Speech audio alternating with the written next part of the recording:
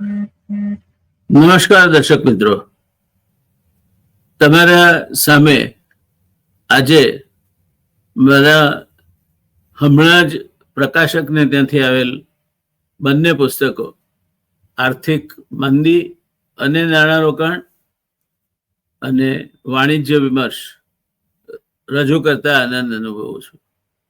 સાંપ્રત સમયની અર્થવ્યવસ્થા અને એના સંબંધિત વિવિધ પાસાઓ તેમજ વૈશ્વિક અર્થવ્યવસ્થાની જે ગતિવિધિઓ છે તેને રજૂ કરવાનો આ બંને પુસ્તકોમાં થઈને પ્રયત્ન કરવામાં આવ્યો છે.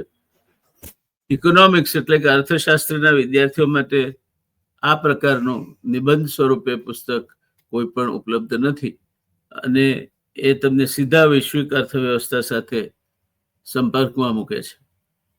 દોસ્તો, આ પુસ્તકની પ્રસ્તાવના વિદ્વાન અર્થશાસ્ત્રી અને ભૂતપૂર્વ Acharya HK arts college Ahmedabad professor Hemant Kumar શાહે લખી છે. પોતાની પ્રસ્તાવનામાં એમણે લખેલો એક જ પેરેગ્રાફ તમારા માટે વાંચું છું. લખ્યું છે કે પુસ્તકની એક વિશિષ્ટ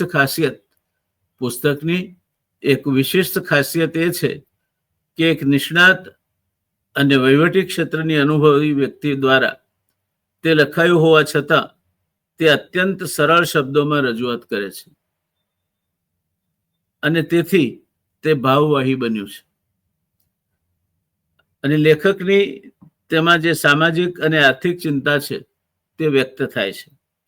વાચકોને આ પુસ્તક ખરેખર ગમશે અને સાથે સાથે ભારતના અર્થતંત્ર વિશેની તેમની સમજ વધુ ગહન બનશે, એમાં કોઈ શંકા નથી. હું આ પુસ્તકને ખૂબ જ પ્રેમપૂર્વક અને આદરપૂર્વક આવકારું છું અને ડોક્ટર વ્યાસે ગુજરાતી વાચકોની કરેલી આ સેવા બદલ તેમનો ખૂબ ખૂબ આભાર માનું છું. દોસ્તો, વિદ્વાન અર્થશાસ્ત્રી અને પ્રોફેસર હેમંત શાહ પાસેથી આવતી આ ટિપ્પણી મારા માટે પણ અત્યંત ગૌરવ અને આનંદપ્રદ છે. મારી તમને ભલામણ છે કે આ પુસ્તકો વસાવશો. તમારા ઘરમાંથી કોઈ ચાર્ટર્ડ એકાઉન્ટન્ટનો અભ્યાસ કરતું હોય અથવા તો કંપની સેક્રેટરીનો અભ્યાસ કરતું હોય અથવા અર્થશાસ્ત્ર વિષય લઈને કે ફાઇનાન્શિયલ મેનેજમેન્ટ લઈને આગળ વધવા માંગતું હોય તો તેના માટે આ પુસ્તકો વરદાનરૂપ સાબિત થશે, એમાં કોઈ શંકા નથી.